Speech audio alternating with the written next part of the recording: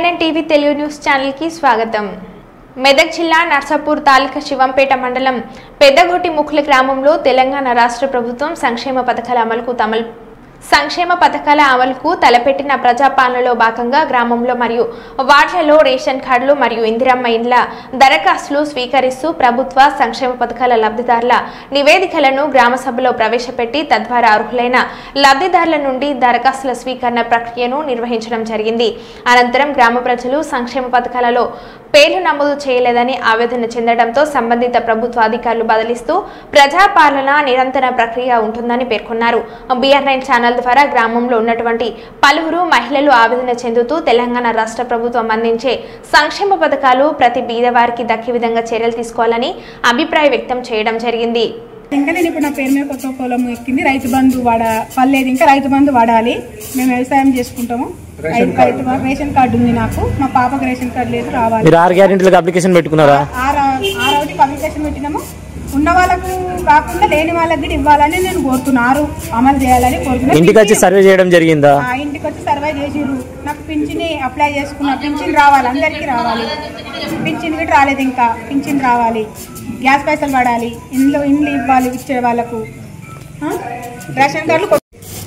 గ్రామ సభ ఇంతకుముందు ప్రజాపాలన పెట్టిన దరఖాస్తులు అందుకు అనుగుణంగా పేర్లని లబ్ధిదారులకు ఇంచుమించుగా దాదాపుగా 85% వచ్చినాయి। ఒక 50% రాని వాళ్ళు ఈరోజు మళ్ళీ అప్లికేషన్ పెట్టుకున్నారు, మన కార్యదర్శి గారికి ఇచ్చారు, ఖచ్చితంగా సెక్రటరీ గారికి ఖచ్చితంగా ప్రతిదీ వచ్చేలా ప్రజలకు మేము చూసుకుంటామని, అలాగే అందరికి ఏ ఒక్కరు కూడా రాకపోయిన వాళ్ళు కూడా ఇంటికి దగ్గర ఉన్న వాళ్ళు కూడా తెచ్చిస్తే ఖచ్చితంగా చేస్తామని చెప్పుకుంటాం। గ్రామంలో జరిగిన గ్రామ సభలో గవర్నమెంట్ ఇచ్చే 4 పథకాలను గవర్నమెంట్ అమలు చేయడంలో ఇందిరమ్మ ఇండ్లు ఊర్లో పెట్టుకున్న వారిలో 261 లిస్టులో పేరు రావడం జరిగింది।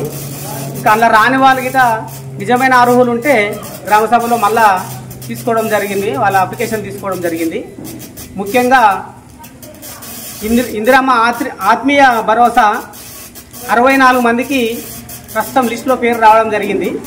అందులో ఎవరైనా అనర్హులు ఉన్నా కానీ తీసేస్తుండొచ్చు, లేకపోతే అనర్హులు ఇంకా అవసరమైన ఉండి పని చేసిన వాళ్ళు ఉంటే వాళ్ళని అందరినీ చేర్పించుకోవడానికి దరఖాస్తులు తీసుకోవడం జరిగింది। దానిలో ముఖ్యంగా మళ్ళీ రైతు భరోసా ఇవ్వడంలో ఇండ్లు ఉన్న నాలా కనెక్షన్ వాళ్ళ లేని తీసేయడం జరిగి మిగతా అన్ని క్లియర్గా ఇవ్వడానికి గ్రామ సభలో తీర్మానం చేయడం జరిగింది। గ్రామంలో అర్హులు ఉండి ఇండ్లు మంజూరు కాని వారు కానీ, రైతు భరోసా మంజూరు కాని వారు కానీ, రైతు ఆత్మీయ భరోసా మంజూరు కాని వారు కానీ అందరికీ గ్రామంలో అయ్యే విధంగా అందరి సహకారంతో అయ్యే విధంగా అధికారులను రిక్వెస్ట్ చేయడం జరిగింది। ఇదే ఈరోజు జరిగిన గ్రామ సభ।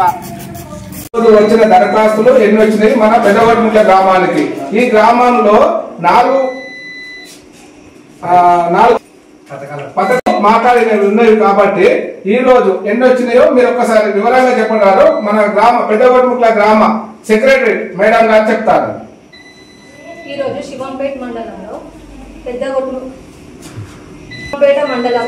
పెద్దగొట్టుమూల గ్రామ పంచాయతీలో ప్రజాపాలన గ్రామ సభ నిర్వహించడం జరిగింది।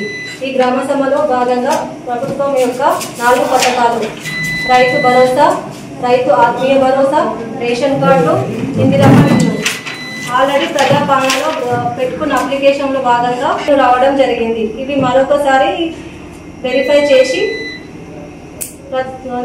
మండలంలో సబ్మిట్ చేయడం జరుగుతుంది।